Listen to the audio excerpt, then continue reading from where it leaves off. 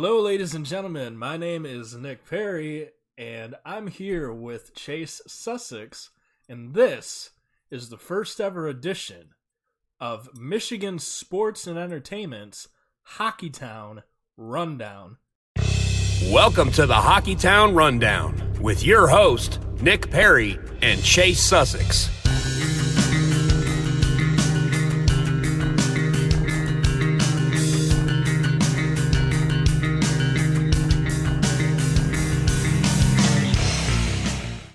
Real quick, I want to give a shout out to Jason Cathy and his partner Allie for doing all of our voiceovers. They're doing an amazing job, and we can't put this on without them. So, Jason and Allie, thank you. Yeah, huge shout out to those guys. What's going on, everybody? How you guys doing today? Hope you guys are excited as I am to get going for this first episode. Yeah, this is an amazing time for us right now. This is the first ever podcast that I'm a part of, so it's going to be a little bit of a challenge. We ran into a couple technical difficulties this morning. We tried recording this and getting this out around 4 o'clock, and for some reason on my end, it decided to take a nosedive. So here we are. This is take 2, but officially take 1.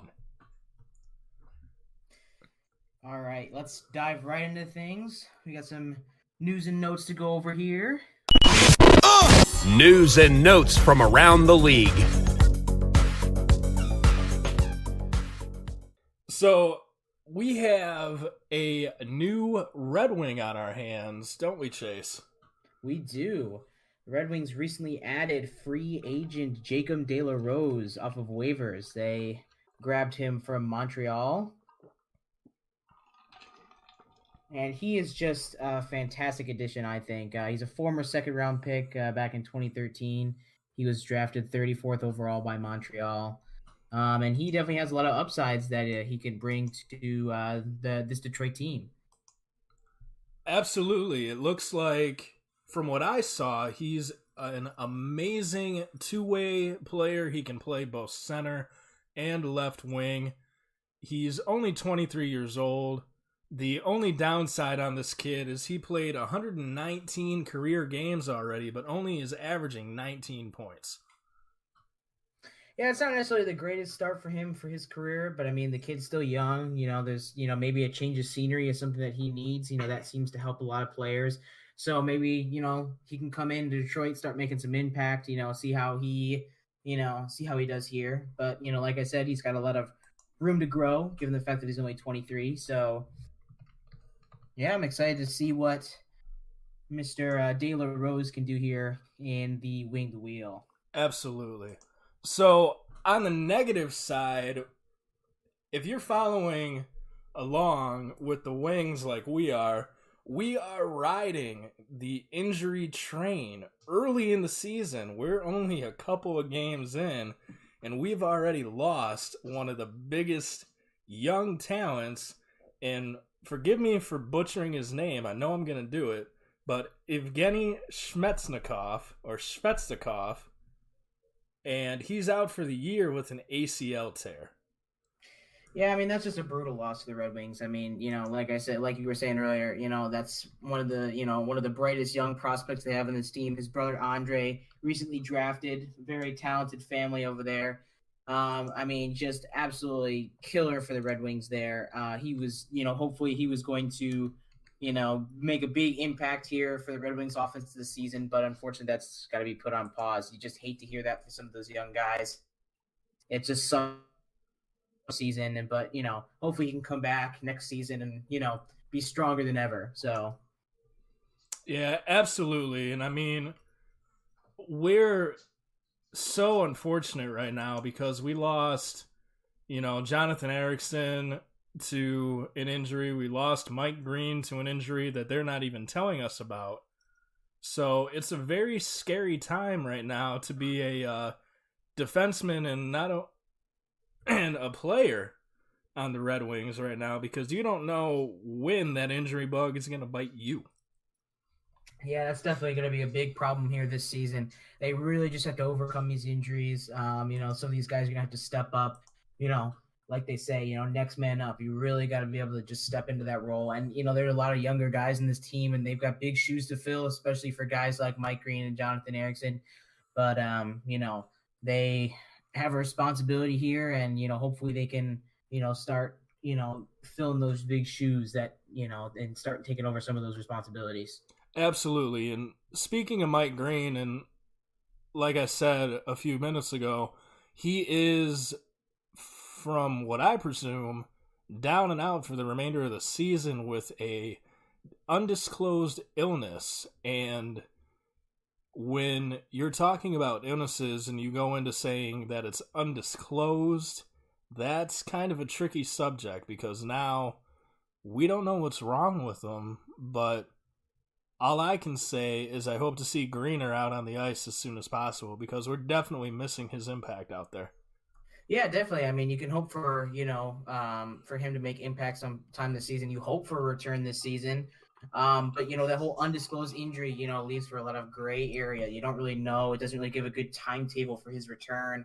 And that's just unfortunate. It's tough for, part of that makes me think like, oh, maybe this is worse than it actually, than we might actually think. And, the fact they aren't disclosing this illness is, might be a little bit concerning, but we'll have to see. Absolutely. So with that, let's jump into the week in review. Okay, now what happened? Week in review.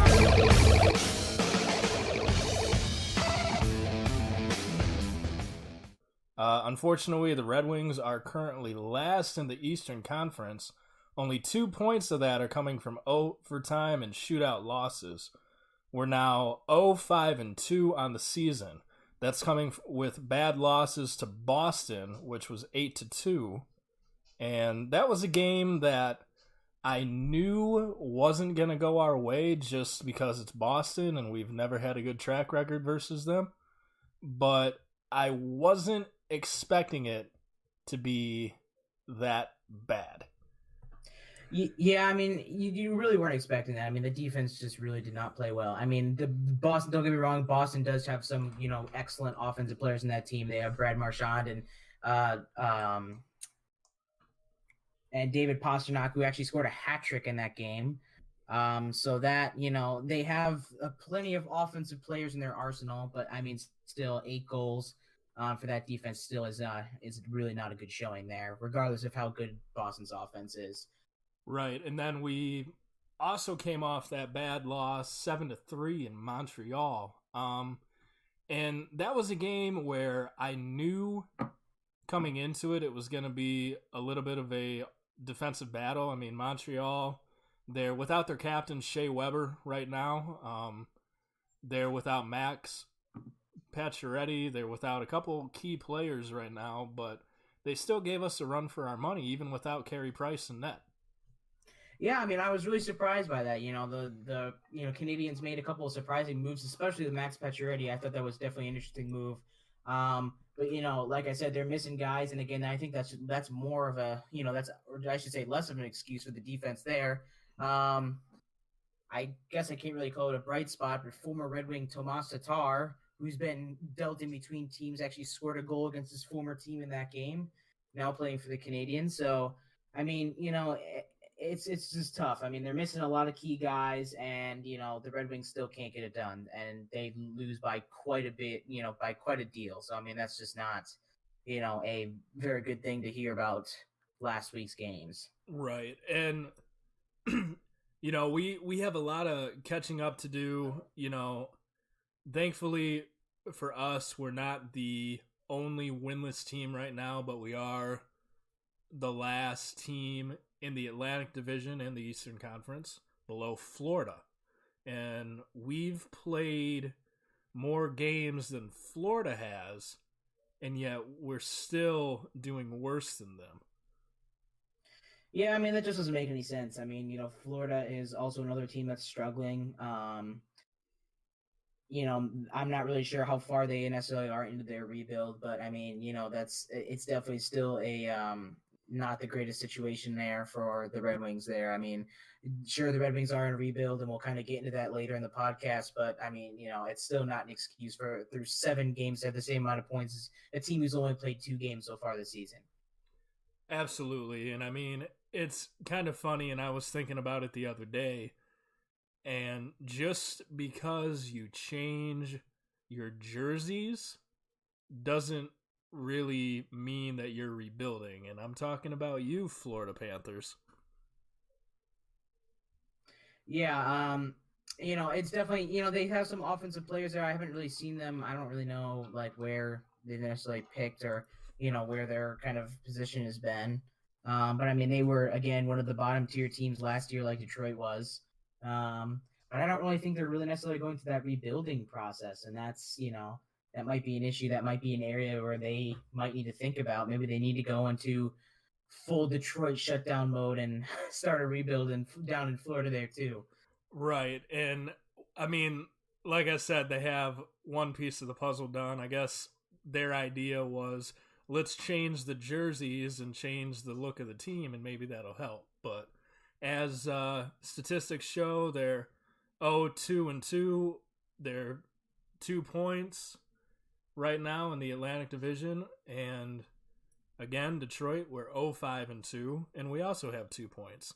That really doesn't make much sense to see that, we're below them. But I guess when you look at it, since we did play more games than them, I guess the NHL just figures that since they are still new into their season, they can catch up a little bit easier than we can.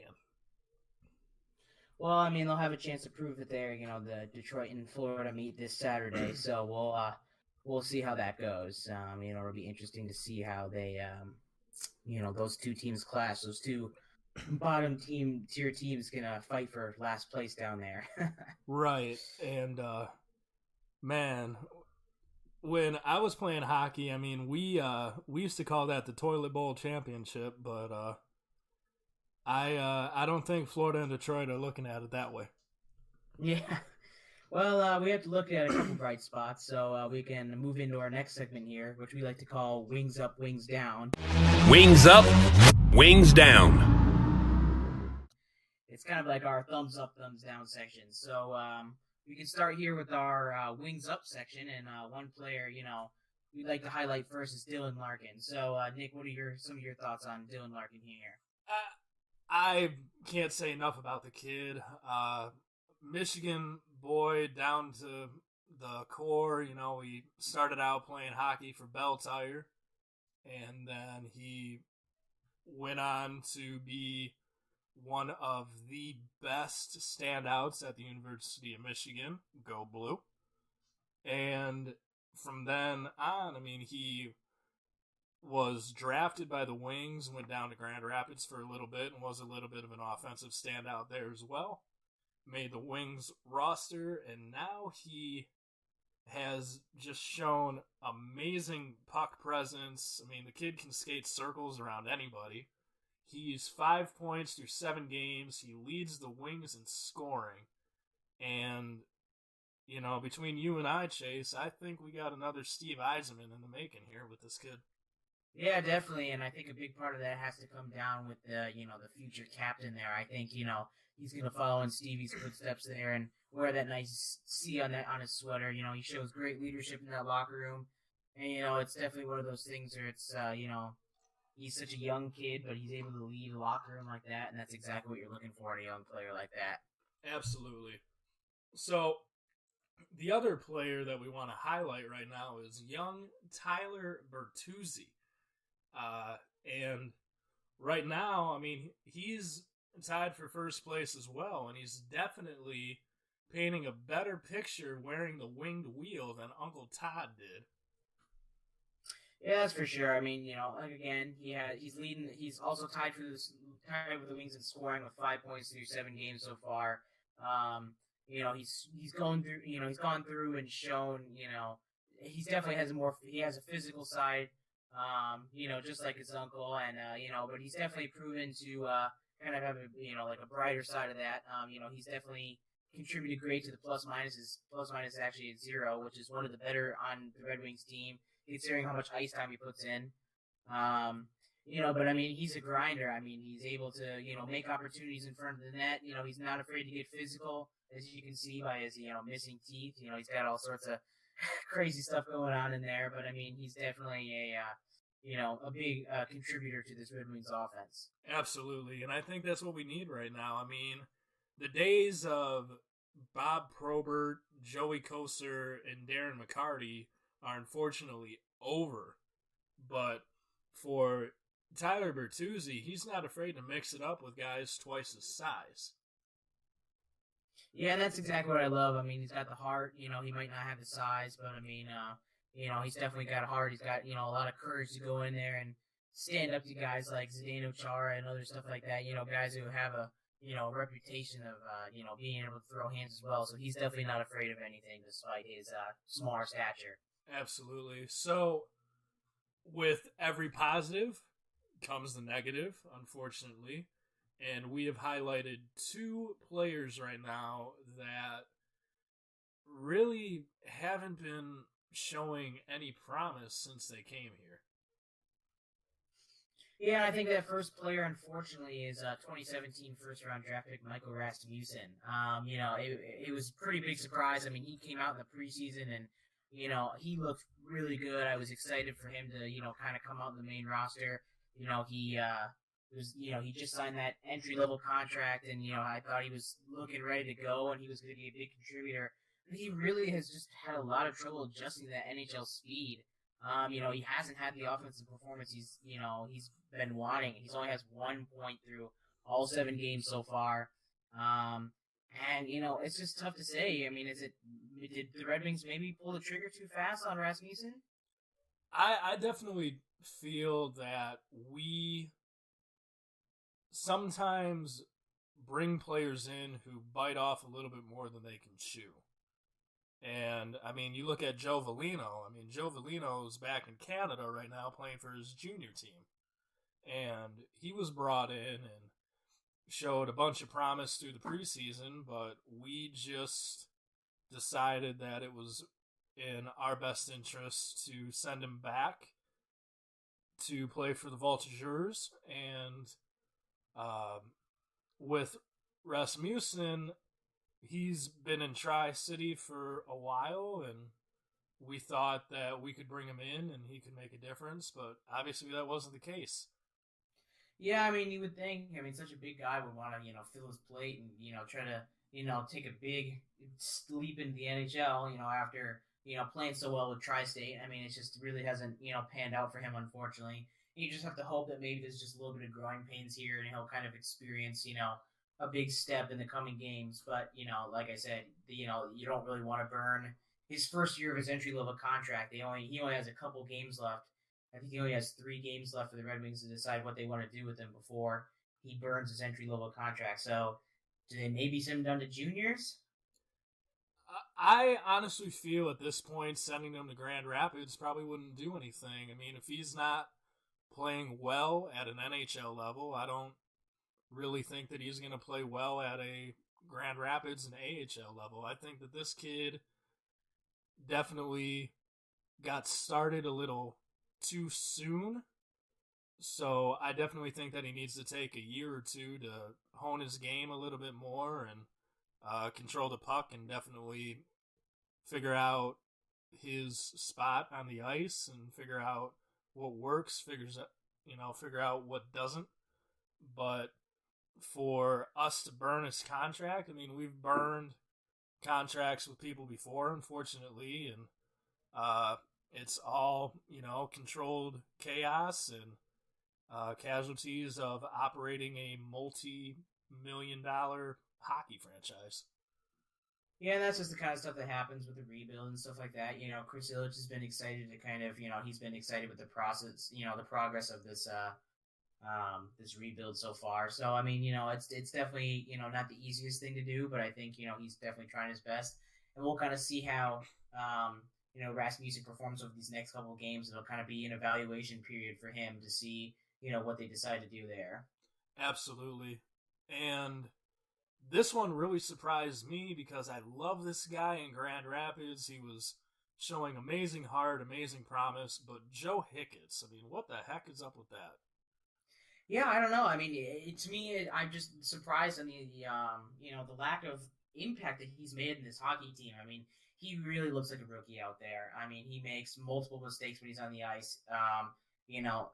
On defense, he just really has not been a big contributor, and he's given up, a lot of really bad plays, a lot of goals, and I mean, it's rough for him. I mean, he's having trouble adjusting that NHL speed, which a lot of guys do. It's hard to keep up with some of these very talented offensive players that you're playing against, but that's the kind of stuff you have to be ready to take on. And that's definitely a big stepping stone. It's definitely a weird area to kind of come into when you're playing in Grand Rapids. You're not really playing at that same speed, and you're coming to the NHL, and it catches you off guard. Absolutely. And if I can kind of plug these other leagues right now, I came from Huntsville, Alabama, playing hockey there, and they have a league there, and they have a team that's part of the league called the Southern Professional Hockey League. And down there, that's kind of like their version of, AHL, the Grand Rapids Griffins, is, the Huntsville Havoc, which is the hockey team down there. And they both play at the level where these are guys trying to, develop their game, get into the ECHL and get into the AHL. But I definitely think that Hicketts is a guy who, I mean, he came up through the ranks, came up through Grand Rapids, and I don't know what to say about him anymore. I mean, it seems like he's clumsy on the ice, taking a lot of dumb penalties, a lot of tripping, and a couple cross checks that I saw, but I mean, it just seems like he has no real conscience when it comes to playing on an NHL level. I mean, he's careless out there. Yeah, I mean, that's, and sometimes, this is a young kid trying to, get in some action. He's really trying to, I saw him the other night, when they played the Bruins, and he tried to, pick a fight with Zdeno Chara, and he was like, I was like, oh boy, I was watching that, and I was like, I don't really know if you want to get too involved with that. And I mean, it's just a young guy trying to get involved with his team, and he's getting a little carried away, unfortunately, and that leads to a lot of penalty minutes, and that's kind of that's something that he has struggled with so far, and the entire Red Wings team has struggled with so far. So he will continue to work with that. I don't think I see Hicketts getting sent down anytime soon, given the injuries on defense. But he definitely needs to work on his game there, and he needs to prove that he can stay on the main roster. Absolutely. I mean, it's like my old coach said. I mean, if you're not going to produce, go sit on the bench. And I think, right now we're not in the position to make him a healthy scratch, but I definitely feel like if we can get someone healthy enough to get back on the ice, having him be a healthy scratch for a couple games might not be a bad thing.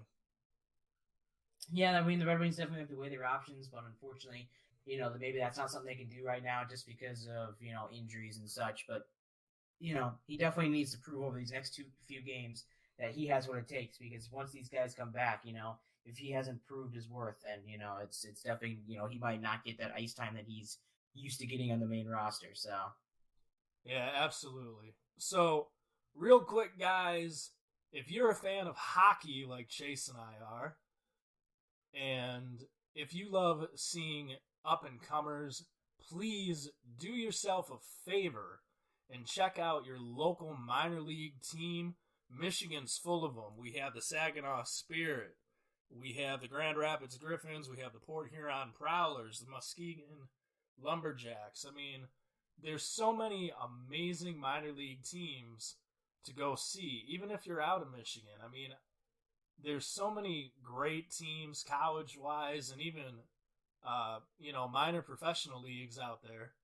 And if you want to see the future of hockey, if you're looking for the next Dylan Larkin, if you're looking for the next, Steve Yzerman, you'll find him at a local hockey rink. So do yourself a favor and check out those minor league teams, because that's truly where the future begins.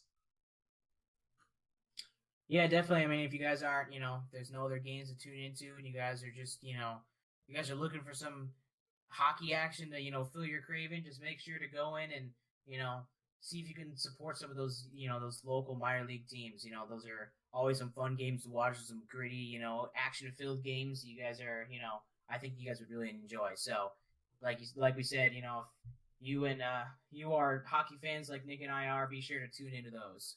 Absolutely. And real quick, I just want to check some different leagues around here. There's some games started up in the Southern Professional Hockey League, and that league is very near and dear to my heart because that's a 10-team league. The closest team to us, they have 2 in Illinois. They have the Peoria Rivermen and the Quad City Storm. And the Quad City Storm is an expansion team, so it's the SPHL's version of our Vegas Golden Knights.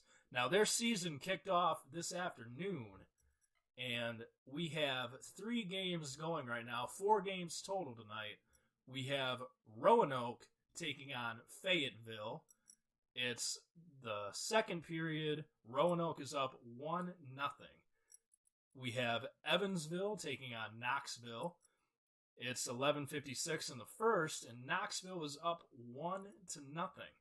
Pensacola is taking on Macon, and Pensacola is up 1-0 with 9:13 left in the first.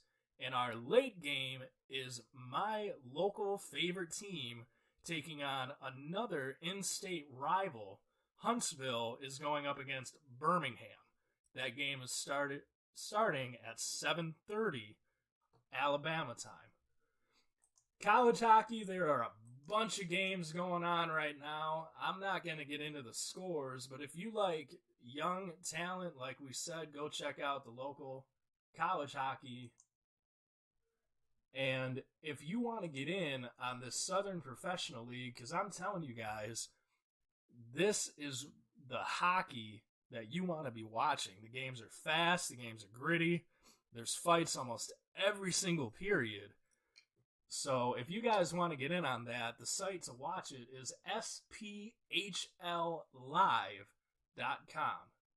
Now, taking a look at NHL around the league, the only games that I see tonight are the Panthers and Capitals, the Wild and the Stars, and the Predators and the Flames. So if you want to check out some NHL action, the Panthers are currently leading the Capitals 4-2 in the second.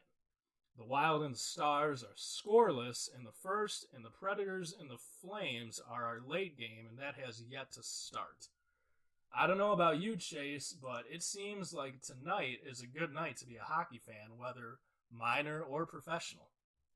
Yeah, definitely. There's some exciting games going on tonight. Definitely, I think you guys should tune in. If you guys want to, do some scouting for our opponent tomorrow night. We got the Florida Panthers playing the Hurricanes, the Washington Capitals. So that'll be an exciting game.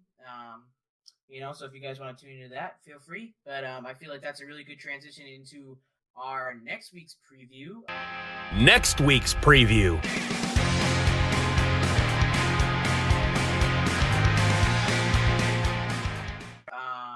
So like I said earlier, tomorrow we play the Florida Panthers in Florida on Saturday at 7 p.m.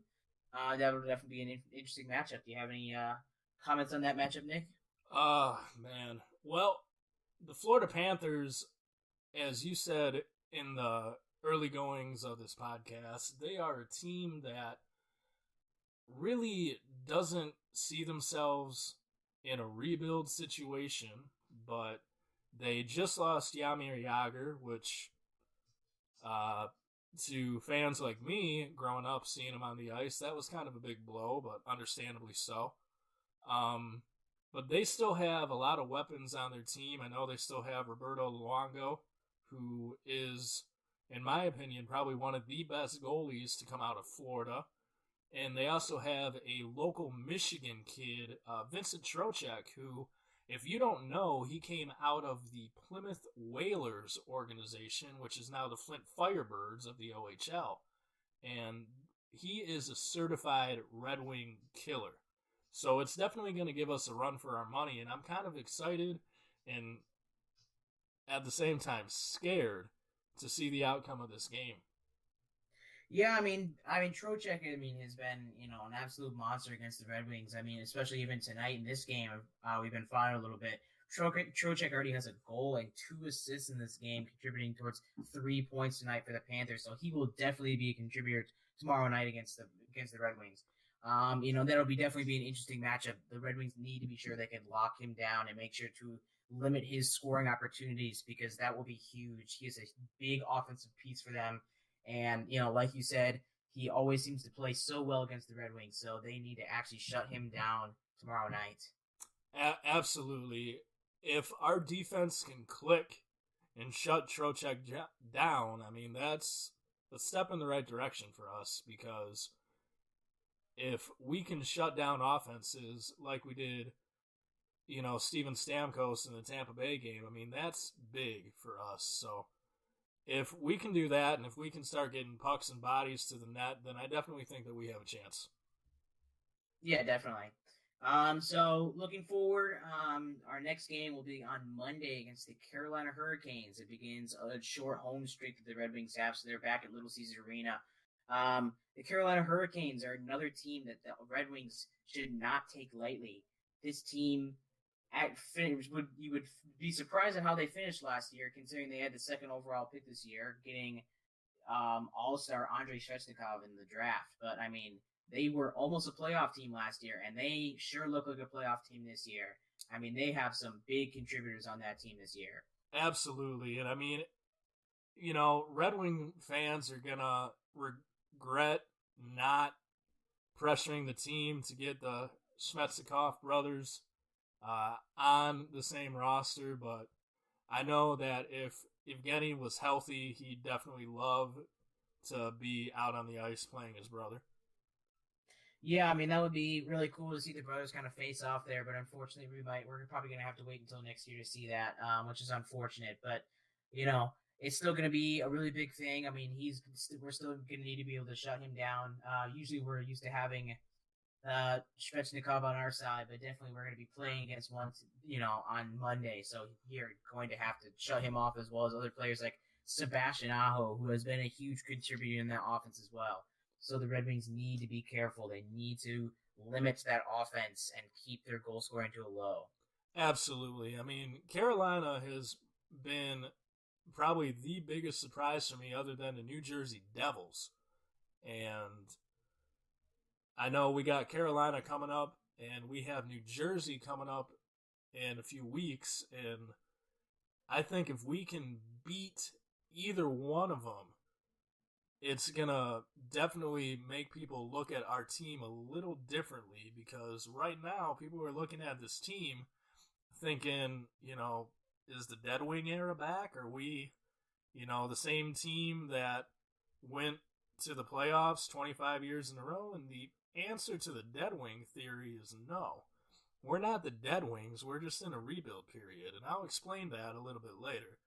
But the whole 25-year playoff streak, I mean, that's a record that I hope nobody ever touches again.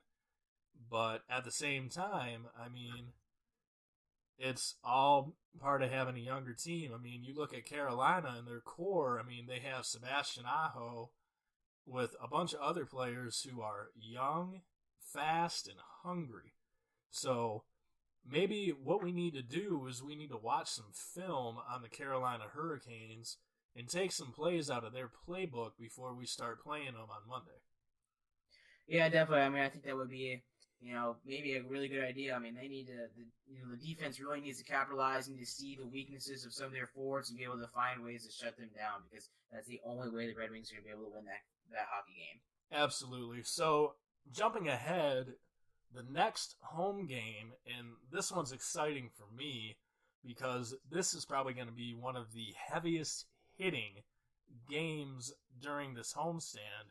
we're up against the Winnipeg Jets. And if you know Winnipeg, you know that there are two names on that roster sheet that strike fear into the hearts of many, many fans. One of those is Big Buff Dustin Bufflin, and the other is Patrick Laine. And those are two guys that we saw last year in the Stanley Cup playoffs. They don't like many people, and they'll show it to you with no problem at all.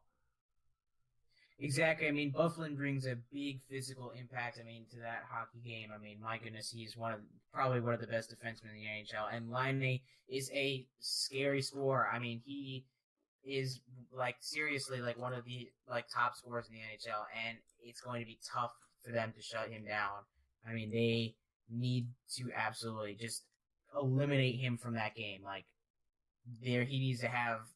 It's going to be tough, but he literally barely needs to touch the puck in that game because, oh my goodness, he is going to wreak havoc on that Red Wings hockey team if they don't shut him down. Absolutely. And I see a bunch of players, and I put them in the category as, Red Wing killers. And, we have the Vincent Trocheks, and we certainly can't leave out Patrick Laine. The last time that the Wings have played Winnipeg, you've seen since Laine has been activated on that roster, he's given us a hell of a time.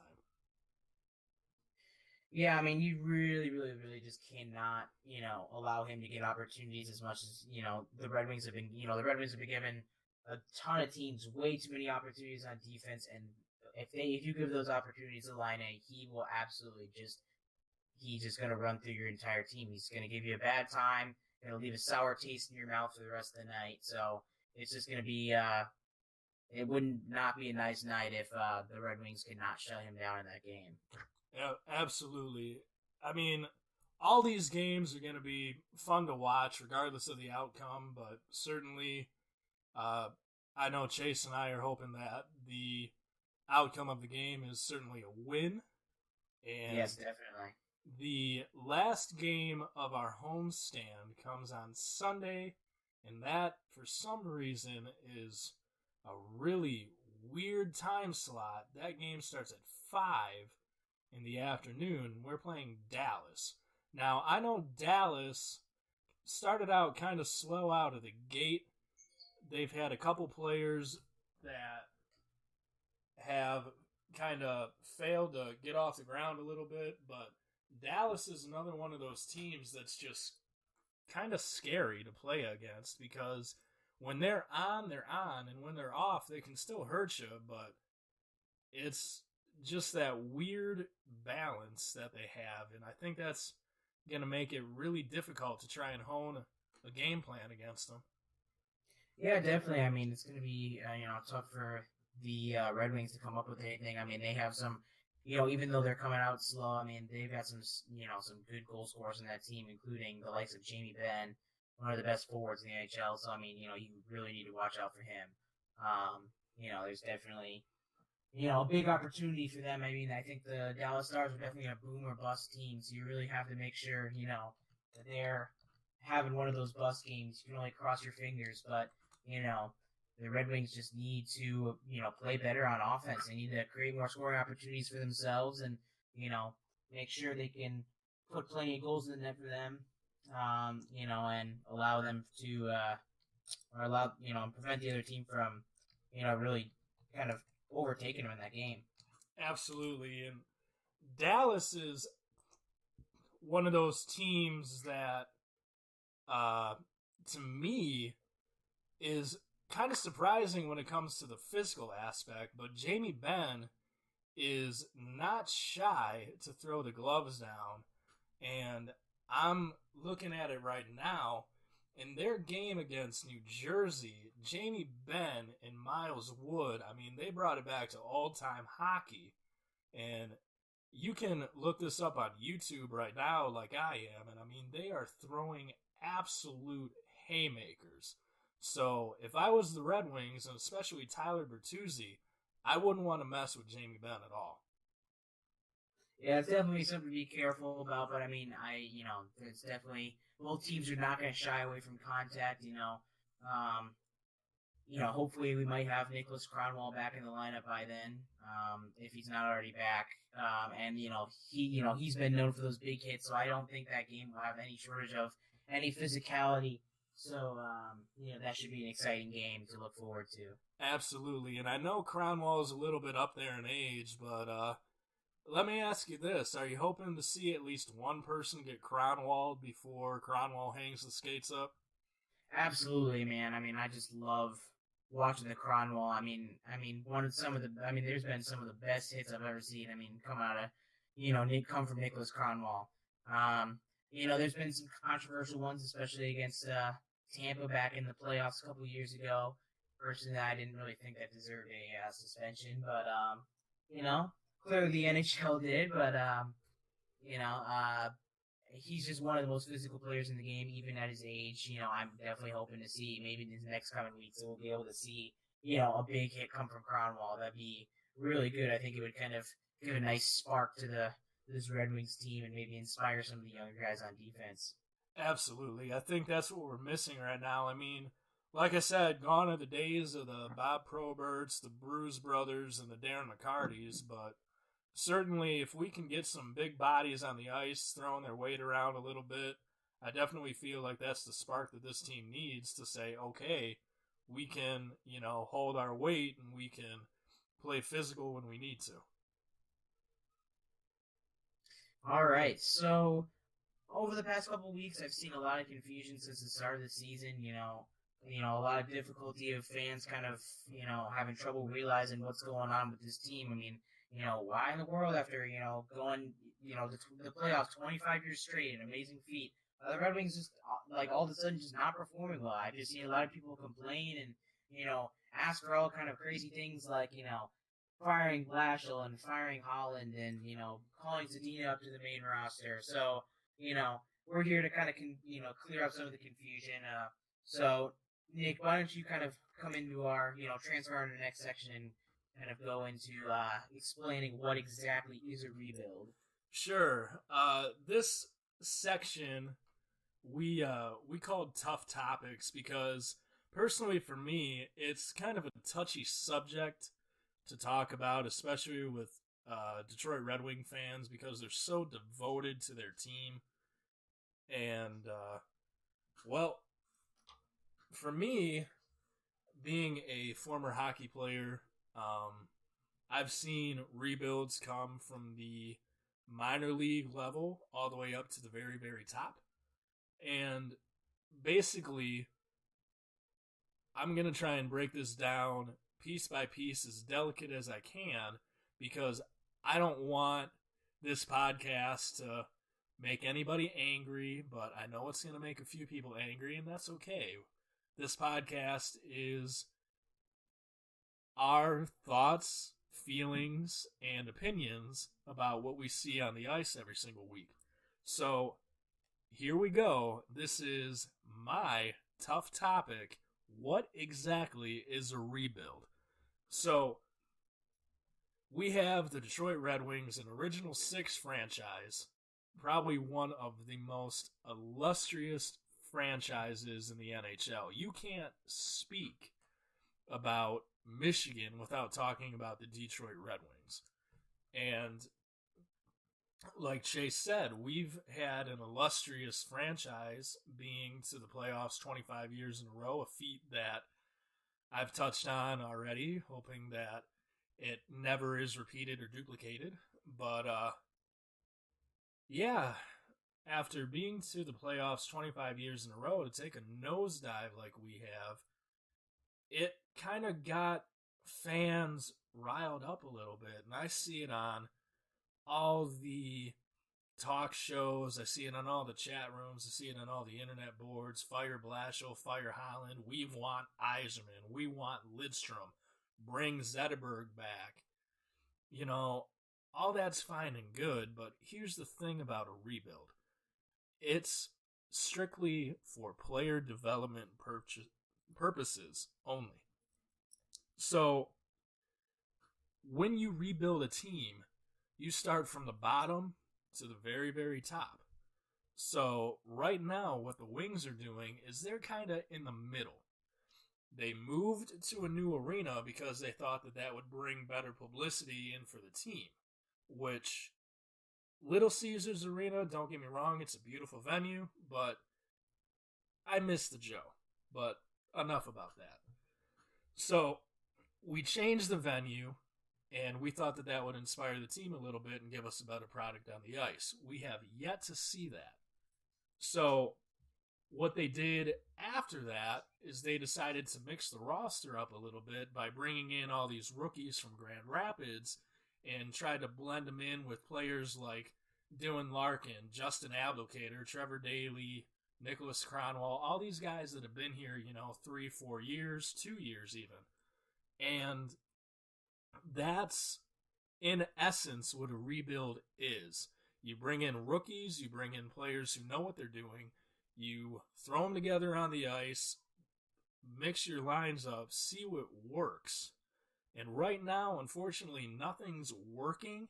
But if you look at the game in Tampa Bay, we were able to shut Steven Stamkos down for a good majority of that game until he got into open ice, and then he just wreaked havoc on us. But if we can take that game and portray it to the rest of the season, I think the future is bright in Hockeytown. Now, I know a bunch of people are calling for Ken Holland and Jeff Blashill's head on a silver platter, and they're getting their pitchforks and their torches ready to go riot in front of Little Caesars Arena. But calm down. Don't go overboard just yet. And if you are going overboard already, reel it back in. Breathe. Take a second. We've seen rebuilds in almost every single NHL franchise already. And the most recent that I can think of is probably Nashville. You look at Nashville, and they're a young team. They started in 1998, and they didn't make it to the playoffs until 2004. So that took a while because they needed to figure out, okay, who can we bring in and who can we intermingle in order to provide a great team on the ice. And I know now, Nashville, hell, they're doing amazing things. They won the President's Cup. Pekka Rinne just won the Vienza. So if we want to be like Nashville, we're doing everything right. So we'll get to the playoffs again, and eventually the Stanley Cup will end up where it belongs, in Hockeytown. Yeah, it's going to take longer than these fans want, but that's okay, because Blashill knows what he's doing, because he developed players starting in Grand Rapids, and you look at Grand Rapids under Blashill, and they were doing amazing things. So Blashill took that mentality, brought it up to the NHL, and now he's developing all these players coming from Grand Rapids in order to play at an NHL level. Yeah, some of the stuff that he's doing I wouldn't personally agree with, but he's making millions of dollars while I'm working retail. So, anyway, and then, of course we got Ken Holland, and, Ken Holland has been around since the Steve Yzerman era, and he has been with the team through good and bad. He knows what he's doing better than anybody else. He's probably one of the most influential GMs out there. But personally, I like the guy. I think that he's doing well. I think he's doing what's best for the team. And I hope that we see both Blashill and Holland's impact very, very soon, because we need to start winning games, and we need to start, filling those seats at Little Caesars Arena for sure. Yeah, I definitely agree there. Ken Holland has seen a lot of success, and same with Blashill. They're definitely, they're both all about, at least Blashill's all about development. sometimes people kind of get on Holland for loving his veterans, but I mean, he's getting better. I mean, he's definitely made some smarter choices over the past couple of years. I mean, since 2015, he's really taken off and really started to evolve this team into a much younger team. So I think they're definitely taking steps in the right direction, and I think people are a little bit quick to overreact with with this, the placement and the situation of this team. It's really tough. It would definitely be a tough situation to be in right now, especially given the roster that's full of injuries. There's not really much that Jeff Blashill and Ken Holland can do at this point. They have to do with what they're given, and we just have to trust in them and know that they are doing the best in their ability to make sure that they're making this Red Wings hockey team and returning it to glory. Absolutely, and I'm gonna leave that subject on this note. Like I said, I came from a hockey background. I played hockey up until 2013 when I got injured in a car accident, and now I can't even step out on the ice without getting lightheaded. So I've been around for a little bit, and I've had a bunch of great coaches. I've had a bunch of terrible coaches. I've had a lot of great teammates, and one thing that they always said, when we were going through a slump and when we were going through our rebuild, was trust the process. So Detroit, I know you guys love your hockey. We love the Wings too. But please, trust the process. It'll get better. It's just a matter of time. So, with that being said, Chase, do you think that anybody should be taking the blame for this year? And if so, who and why? It's definitely it's kind of tough. There's definitely a lot of blame to go around. But it's not necessarily at the point of the season where we should start pointing fingers. It's very early in the season, and it's a little bit too early to say, oh, it's this person's fault or it's this person's fault. I feel like everyone's kind of going through these growing pains. It's obviously not an easy time. This is definitely a difficult transition for players, coaches and fans alike. But I mean, I think, everyone has a little bit to blame. Some of the rookies, you could definitely point his fingers at some of the rookies. Obviously, they're not as, trained, yet at the NHL level, and they're struggling a little bit. And, maybe Blashill needs to work with them a little bit, better and make sure that they're more prepared. But, at the end of the day, it's the NHL. It's hard to, prepare for, but I mean, it's not necessarily the easiest thing to get accustomed to, but all that'll come with time. And, but again, some of that blame goes towards the fans too. I mean, it's not really good when the fans don't come and fill the seats and support the team. I mean, the team just needs a good fan base around them. I remember the Red Wings used to fill the Joe. I mean, it used to be packed with people, and now, it's glaringly easy to see all the empty seats, even with the black seat covers. They tried to cover up the red seats. Was just about to touch on that. I mean, I loved being able to go down to Joe Louis and see it absolutely full to the banners hanging from the rafters. And the thing at Little Caesars right now, I understand that ticket prices are a little insane. I was looking online here to try and get to a game, and it's $75 for a nosebleed seat, which is a little extreme, but I understand it. It's a new arena. It's a lot nicer. But even at Joe Louis, I mean, the tickets were like that, and it was full. So you can't blame the arena. You can't blame the ticket prices. You can't, blame the parking. You can't really make excuses for not being there. A franchise is only as good as their fan base. So I can tell that the Wings are going out on the ice, looking around, seeing all the empty seats, and it's definitely a blow to them. And I understand that that's the fans' way of saying, hey, you guys suck, we're not going to support you. But please, please, please, please, if you can afford to go out and see a hockey game, win or lose, you're going to leave there entertained, no matter what. Yeah, I definitely agree. I mean, as much as this team is struggling, I mean, the history behind the team is still just it's so great. I mean, even though it's not the old, it's not the old Joe, it doesn't give the same feeling. I mean, there's still so much history that goes into that Little Caesars Arena. I mean, you can tell the Red Wings are still trying to take big strides and continuing to show how great this franchise is, and this is exactly why we're all Red Wings fans.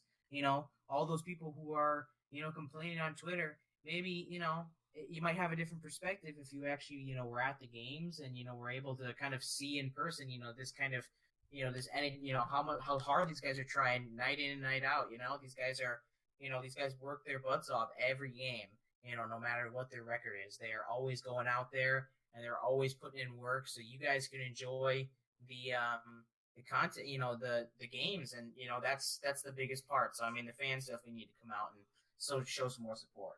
Absolutely. And I mean, I guess I have a little bit different perspective, and I see it from a hockey player's point of view. And I think that that's why you and I can, bounce these ideas back and forth off of each other so well, because you're a fan and I'm a hockey player. So it's definitely a good mix between you and I right now. I love how we're able to come in here and get straight to the point. And I apologize for rambling a little bit, but I just get on a roll because I'm so passionate about this team, and I know all of you are. So I appreciate you guys bearing with us, because we're going to just provide you guys with the best 2-point perspectives and observations that we can. So the last bullet point here that I want to touch on these tough topics is an issue that I've heard since the very last game before we got eliminated from the playoffs and broke that 25-year streak. So, Mr. Sussex, I have to ask you the very, very controversial and important question.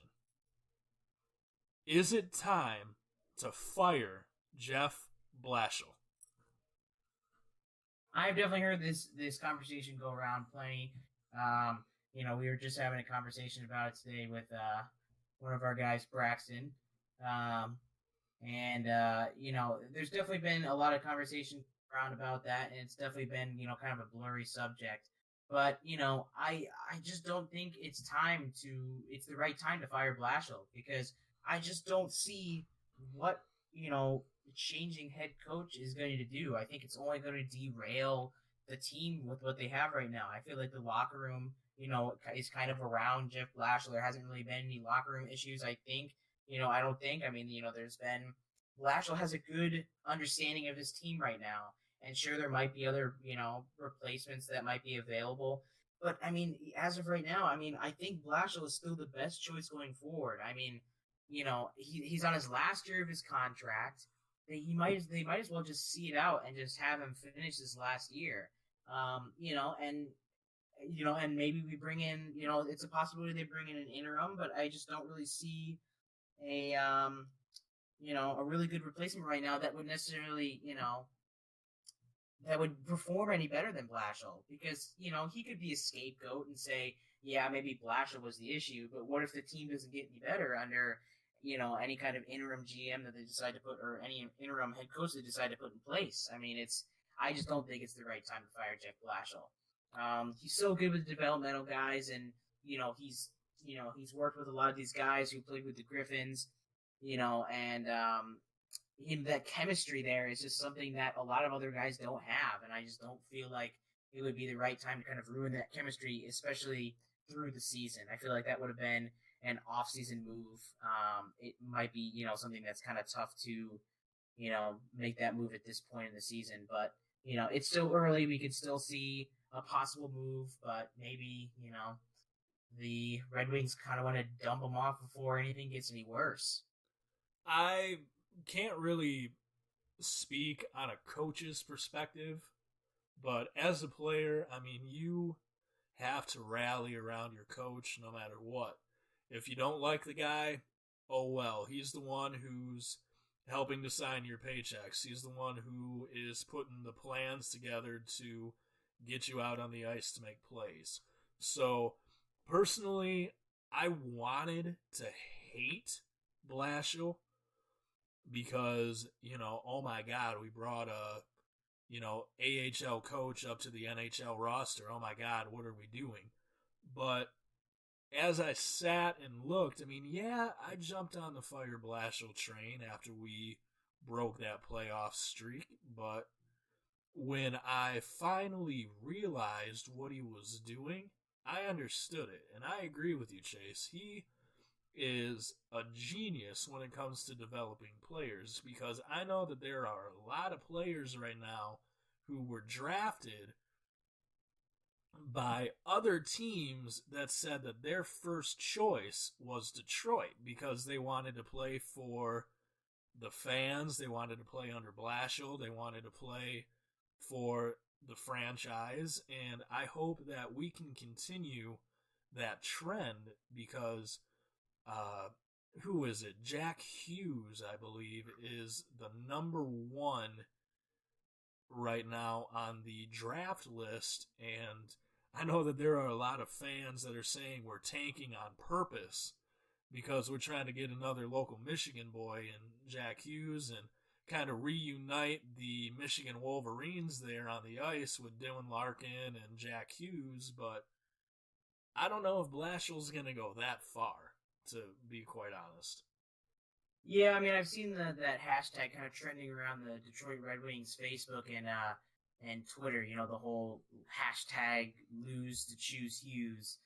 But I don't really know if they're that's a part of the rebuild. Maybe I wouldn't say the Red Wings are trying to go out there and lose games on purpose and purposely tank. But the whole point is to make sure that your rookies are getting up to NHL speed, and if that means having a poor record, then that's what it means. It means being able to have a sacrificial season to the point where you can grab guys and great talent like Jack Hughes and be able to have those guys on your roster. That would just be something that's great. And obviously, like it showed last year, clearly the Red Wings, even if they are last place in the league, only have around, I think it was an 18.5 or 19% chance to grab the number one overall pick in the lottery.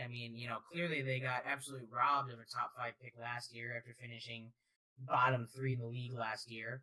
But it'll be interesting to see if, that's, if Jack Hughes is a possibility. Personally, I would love to see him in the winged wheel uniform there, but like I said, it'll be interesting to see how the season pans out. Absolutely. And for those of you who don't know, Chase is actually a devoted Red Wings fan from South Carolina. And so let me get this straight. Were you born up here, or did you move up here and then decide to go back to South Carolina, or how did South Carolina come into play here? I was actually born in a small town of Kalamazoo, Michigan. I was actually born in Michigan. And I've done a lot of moving around. My dad has had the opportunity to work for multiple different companies, and we've just been moving around ever since I was a kid. It was a big thing. We moved out of Michigan when I was 5, and we haven't really settled down in a place yet. We've been all over the place. We've been to Florida. We've been back up north of Wisconsin, and then we settled back down here in Wisconsin. In South Carolina. So it's definitely been an interesting journey. But like I said, I've never really hopped off the train there. I've always been a big Detroit body at heart, and the Red Wings have always been my team. So it's never been something I've ever wanted to give up. I've loved this team ever since I was a little kid. So it's definitely I definitely still continue to root for them down here. Absolutely, and that's so amazing to hear. And for me, I just moved back up to Michigan from a major city down in Alabama called Huntsville. And I know you and I know firsthand the effects of these extremely devastating hurricanes. I know for me, the college that I was supposed to go to in Greenville, North Carolina, is still experiencing power outages, and I know half of Greenville is still underwater. I mean, did you get hit by anything that was coming your way this year? We actually didn't get hit anything by anything crazy. Our area definitely did. Greenville, where you were talking about, is only about like 20 minutes away from where I live. So we did experience some high winds and a lot of rain, but luckily no massive flooding or anything around me. But there definitely were a lot of people who weren't that fortunate. There were a lot of people who were without power. Their houses were, absolutely destroyed, and their lives were changed. I mean, it was terrible. And for both Florence and Hurricane Michael to come right through my area was definitely, I think, a scary thing for me and a lot of other people. I mean, it's something I never have really experienced. So it was definitely a life-changing experience for me. The way, how people, reacted to that, it was just a scary time. I mean, seeing all over the news how people, how close people are to me, and they're being impacted so hard. I mean, it's just, it's tough for me not to want to, reach out to my community and help. So I would love to, encourage you guys as well to, reach out a helping hand to the area down here. Hockey's a lot bigger than just the sport. So anything you can have, anything helps. Donating any kind of money you have, maybe just spare change that you might have, just donating to the Red Cross, helping people, helping the recovery cause down here would just be, something excellent. And, Nick and I here at the podcast would really appreciate it, especially me coming from my area. I've definitely done, my fair share of donating to that cause and trying to help out as much as I can around here. And, because I have had friends who live near me who have been impacted by the storm. And it's not fun. I mean, it's definitely a terrible time for a lot of these people. And, unfortunately, a lot of people, their lives were just changed forever. So, I mean, like I said, if you guys have anything, you guys can, donate, out of the kindness of your heart. Just make sure, see if you can, just donate even just a little and help out the cause down here. And see if you can help out communities. Absolutely. And the reason I wanted to touch on that real quick is because, the Hockeytown Rundown isn't just a podcast for hockey. It's a life podcast. We don't want to just sit here and talk about hockey all day, even though, we could for hours and hours and hours, but we also want to touch on a couple real life topics. And from me being in Alabama, I saw firsthand last year, hurricane season, we had people from Florida, from Mississippi, Louisiana, even from Tennessee coming to our area in Huntsville and filling up I want to say maybe 500 seat church right down the street from my house, because that's all they could get. And personally, I mean, like Chase said, I mean, I can't say better than that. Hockey is more than a game. It's family. So from the bottom of my heart, and I'm sure the bottom of Chase's heart, we want to send our prayers and definitely well wishes to all those affected by the hurricanes in the Carolinas, as well as the lower coast area there. We hope you guys get on your feet soon, and we hope that we can see you guys out at the rink very, very soon. I know that there were a couple hockey games that had to unfortunately be canceled due to this, and, it kind of breaks my heart to see all the devastation. And like Chase said, I mean, if you can donate your spare change and even your spare time, get involved, join Habitat for Humanity for a little bit and go down there. I know that there are a bunch of church groups who are looking to do that. And I know the Red Cross is looking at volunteers right now to go down there and help with some medical issues and also to build houses.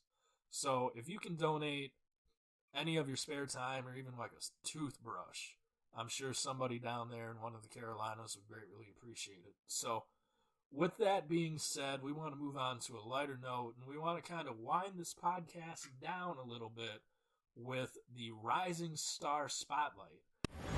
He is so awesome. Rising Star Spotlight.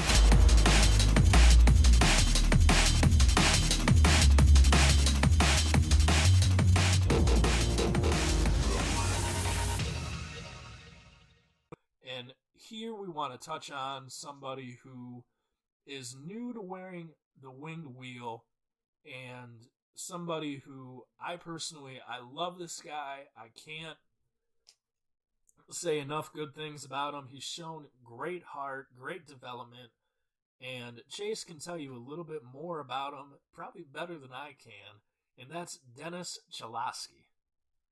Yeah, Dennis Cholowski has been a huge impact player for the Red Wings, and I think he's made the most impact out of any rookie so far.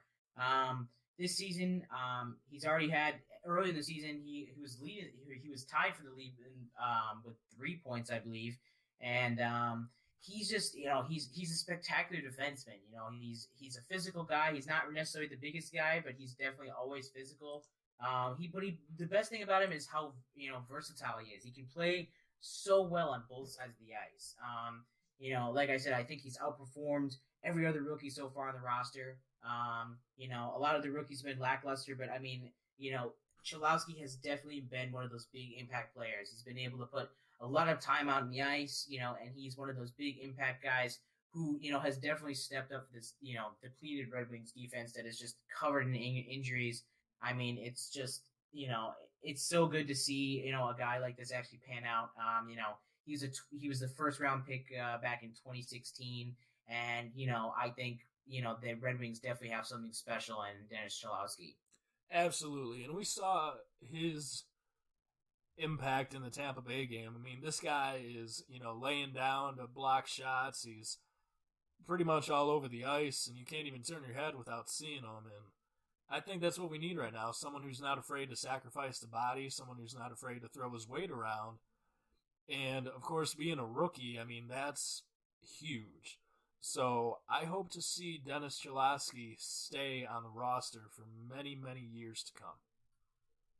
Yeah, I would love to see that. I mean, I would love to see his progression with the Red Wings here, and hopefully he turns into a top defenseman, not only with the Red Wings, but in the NHL. I think he has that potential. That's exactly why the Red Wings drafted him, and, that's the kind of performance and the kind of, impact that the Red Wings need from their rookies. So I think players like, defenseman Joe Hicketts and Philip Hronek should definitely look at Cholowski and, work with him and, kind of build their game as well and kind of see if they can begin to follow in his footsteps as, some of those rookies who make more impact. Absolutely. So, as the podcast winds down, Chase, do you have any final thoughts for the listeners tonight, sir? My one big thing, obviously, Red Wings fans have heard it plenty. And Nick has said this on multiple occasions. The Red Wings you fans just cannot stop believing. Like, don't stop believing. As Journey has said, do not stop believing in this Red Wings team. They are still a very young hockey team. They have such a bright future, and it may be a little bit tough to watch them right now, but I'm telling you, if you tune in to all these games and you start going to the games and you're watching them and you're giving them your support, they will continue and to grow and, will begin to start playing at that, high level, and, they'll, hopefully you'll be able to tune in when the Red Wings get their first win this season, and hopefully that's on Saturday against the Panthers. You can only expect the best, and, you're just hoping that, the Red Wings can get their season back on track. Absolutely. And I guess for me, my final thoughts about everything before we have to get out of here, because we're both busy guys. I know Chase is a college student, and I want him to get his rest because I don't know if he has classes tomorrow, but I don't want him to miss any study time. So my final thoughts are simply, don't give up. If you want to be a fair weather fan, and I hate using that term, but if you want to be a fair weather fan, not to sound rude or anything, but maybe hockey isn't the sport for you. there's going to be ups, there's going to be downs. There's going to be good seasons, there's going to be bad seasons, but that's why we watch the game. That's why they play the game, and that's why we love the game. You know, you've seen teams go from absolutely nothing to, you know, almost winning the Stanley Cup. And you go from a Stanley Cup winning franchise to a team that is struggling to get off the ground. So you got to take the good with the bad, and in this case, there's a lot of bad here in Hockeytown, but there's a lot of promise that's coming out of this bad. So try, you know, a little bit longer to hold out hope, because I personally know that the Wings are going to start winning some games. They might not make it to the playoffs this year. Hell, they might not make it to the playoffs next year. But the playoff streak will start again. The Stanley Cup will return to its rightful home in Hockeytown. You just got to give it some time. All right, I think that wraps up our podcast today. We'd just like to thank everybody, you know, who's tuning in for this first episode. We want to thank everybody who, you know, helped make this episode happen and, you know, has helped build this podcast.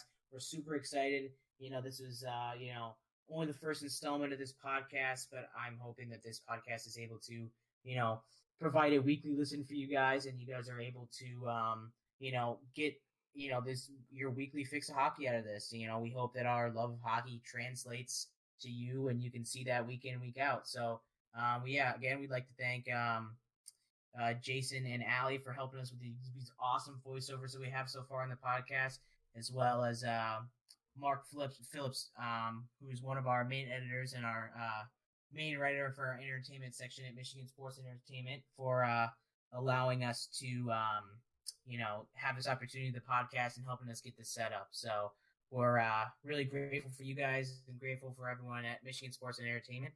And we hope you guys are, you know, will continue to listen to our podcast. Absolutely. And we are still talking, and I think Chase and I are in agreement here.